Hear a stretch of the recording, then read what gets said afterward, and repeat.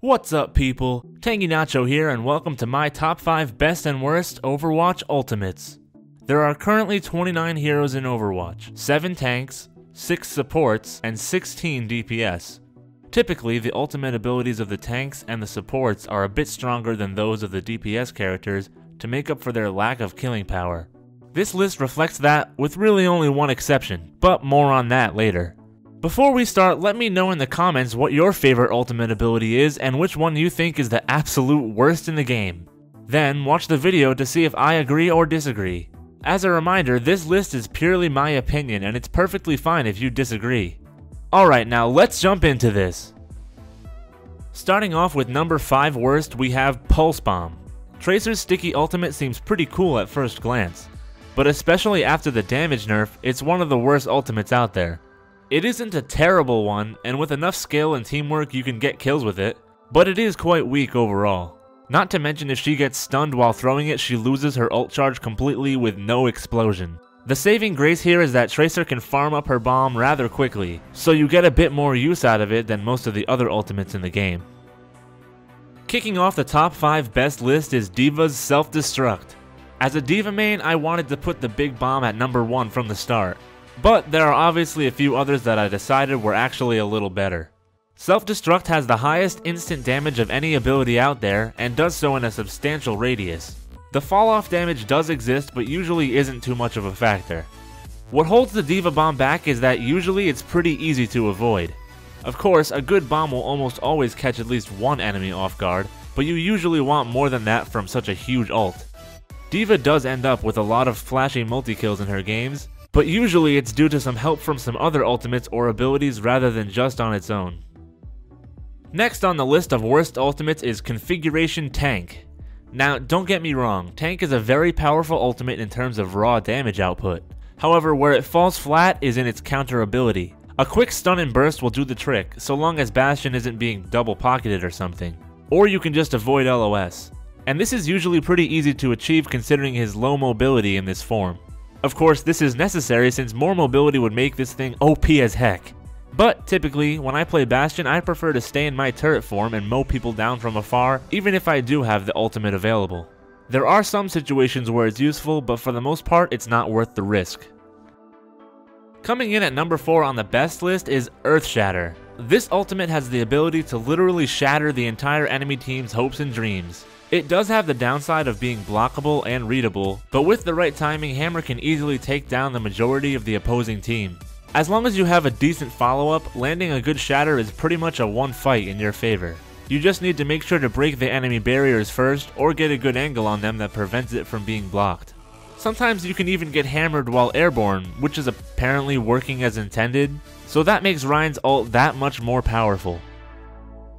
It was a tough decision, but I ended up with Deadeye at number 3. A lot of people give this ultimate crap for being bad, and they're absolutely correct. It's so bad people sometimes just use it as an extra reload, especially now after the fan buff. But it does have one aspect to it that saves it from being the worst in my opinion, and that's the chance to catch enemies off guard. The most common target for this would be an airborne Pharah or Mercy unable to fall down to cover in time to avoid the shot. It's a quick draw type of thing in most situations where you really just want to secure one kill and you're happy. Gone are the days of standing up on a cliff, charging up skulls to grab a team kill. After about 2 seconds, everyone is already well hidden out of your sights.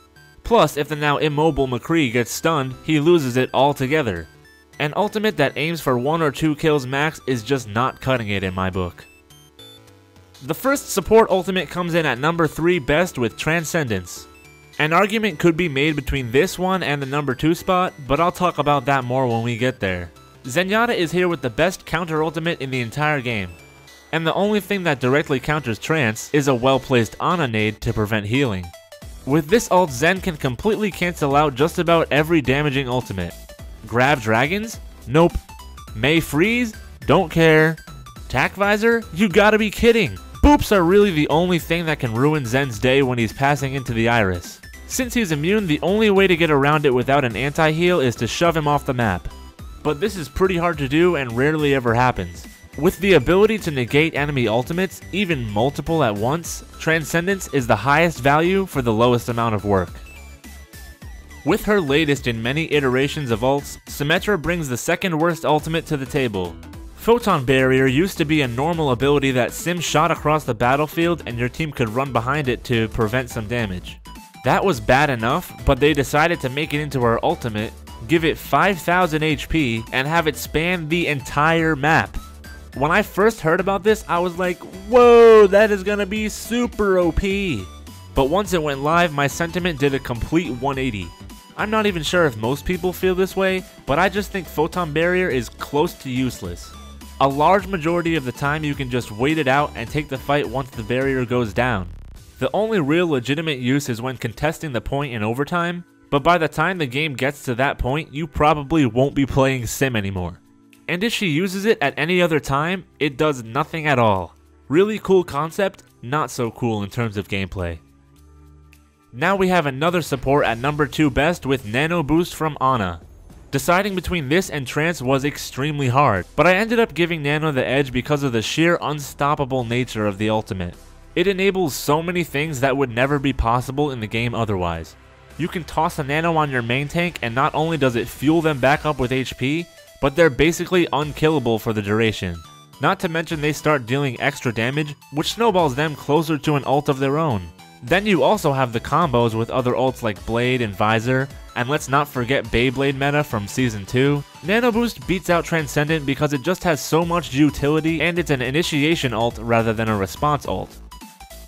Up to this point, all the worst ultimates have come from DPS heroes, but that ends right now because the number 1 worst ultimate in the game, in my opinion, is Whole Hog. I get that it does massive damage and has insane knockback, but let's be honest here. When's the last time you were in a match and said, hey, watch out, I think Hog might have his ult? Like, that actually doesn't happen.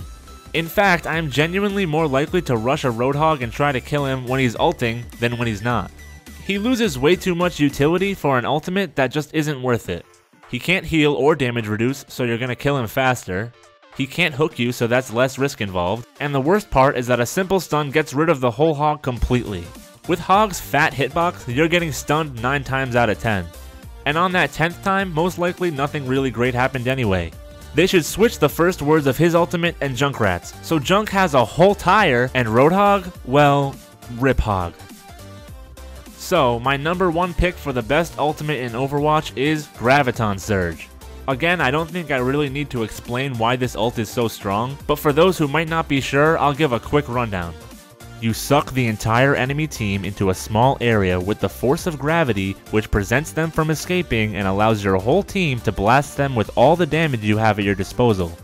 Tracer Bomb, Diva Bomb, Barrage, Dragon Strike, Dragon Blade, Whole Tire, Rip Hog, Death Blossom, a goddamn nano boosted Rhine. Literally everything combos with this thing. All you have to do is tell your team when and where you're putting Grav, catch half the enemy team in it, and you win. Now, of course, it's one of few ultimates that can be eaten by Diva, and is usually fairly easy to read when a Zarya is going for it. But man, the value is just off the charts when you do it right. Comment below if you think I'm crazy, but Graviton has to be the best ultimate ability in Overwatch. And that does it for this list. If you disagree about any of the points I made here, let's discuss it in the comments. Also, I'm thinking of doing another video sometime where I talk about the worst ultimates and how they could be improved. Let me know if you like that idea and if you have any suggestions for how to fix these bottom 5 ults. If you enjoyed the video, then please like the video, it really helps me out, and be sure to subscribe to become a member of the Tang Gang. Follow me on Twitter at TangyNacho, and until we meet again, later people!